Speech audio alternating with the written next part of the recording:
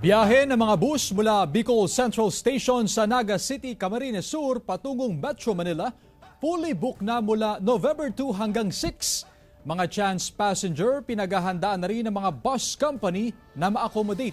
May detalye si Jessica Kalinog ng GMA Regional TV, Balitang Bicolandia. Ito ang sitwasyon sa Bicol Central Station, isang araw bago ang undas.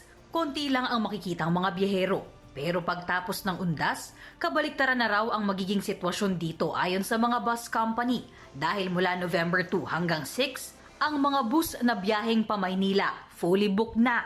Dahil dito, inaasahan na ang muling pagdagsa ng mga pasahero.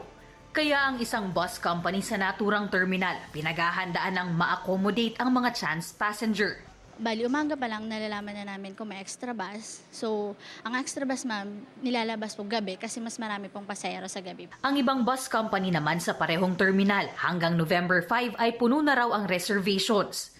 Same-day booking naman ang pagtanggap ng chance passengers.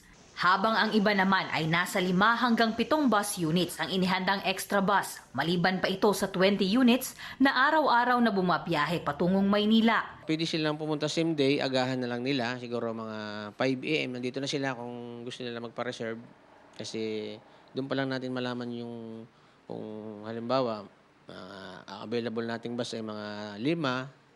Pwede natin yung same day booking para makasakay yung ating mga pasahero.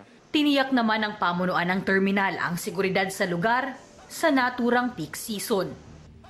Mula sa GMA Regional TV, Balitang Bicolandia, Jessica Kalinog, nagbabalita para sa GMA Integrated News.